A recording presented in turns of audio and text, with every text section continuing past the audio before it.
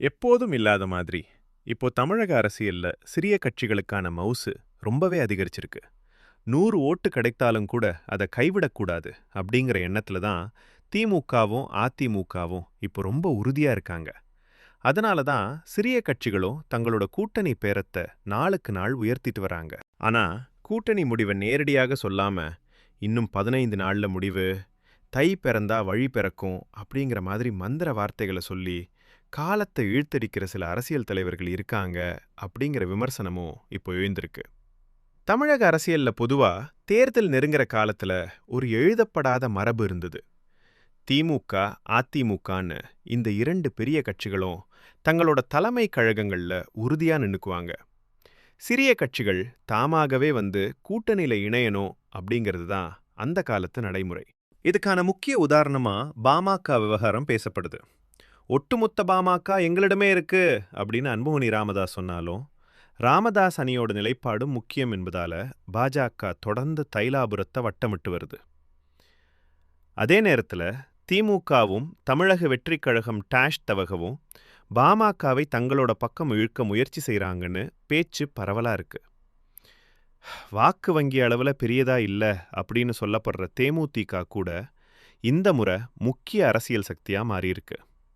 கூட்டணி முடிவை இதுவரைக்கும் அறிவிக்காம இழுத்தடிச்சிட்டு இருக்கிற அந்த கட்சிக்கு திமுக, அதிமுக, தவக இந்த 3 தரப்புகள்ல இருந்தும் சலுகை பேச்சுகள் நடக்குது அப்படிங்கிற தகவல்கள் வெளியா வந்துகிட்டு இருக்கு. பெரிய கட்சிகள் சிறிய கட்சிகளை தேடி அலைகிற நிலை இதுவரைக்கும் தமிழக அரசியல்ல பார்த்ததே இல்லை.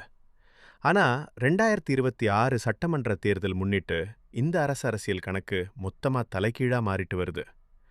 இந்த முறை பெரிய கட்சிகள் தங்களோட வெற்றியை உறுதி செய்ய சிறிய கட்சிகளோட கதவத்தட்டு நிலைக்கு தள்ளப்பட்டிருக்காங்கன்னு அரசியல் வட்டாரங்கள் சொல்றாங்க.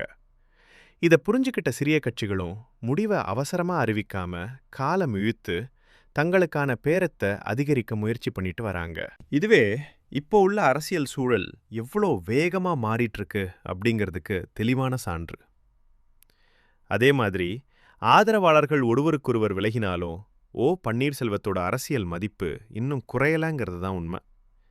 பாஜக தரப்புல அவருக்கு உயர் பதவி குறித்த ஆசை காட்டல் இருக்குதுன்னும், திமுக தரப்புல அவரோட குடும்பத்தினருக்கு அரசியல் வாய்ப்புகள் குறித்த பேச்சுவார்த்தை நடந்ததுன்னும் அரசியல் வட்டாரங்கள்ல கிசுகிசு ஓடுது. இருந்தாலும் ஓபிஎஸ் தன்னோட முடிவை வெளிப்படையா சொல்லாம காலம் இழுத்துட்டே வரார்.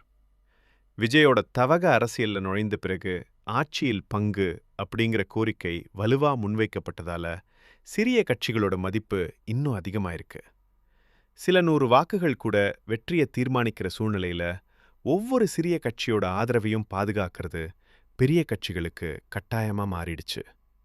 அதனால தான் இன்னும் 15 நாள்ல முடிவு, தை மாதத்துக்குள்ள அறிவிப்பு, சரியான நேரம் பார்த்து அறிவிப்போம் அப்படிங்கிற வாசகங்களே இப்போ சிறிய கட்சிகளோட அரசியல் மந்திரமா மாறியிருக்கு. பெரிய கட்சிகள் அவசரமா இறங்கி வர, சிறிய கட்சிகள் பொறுமையா ஆட்டத்தை நகர்த்துற இந்த தலைகீழ் அரசியல் 2026 தேர்தலோட முக்கிய அடையாளமா மாறிட்டு வருது.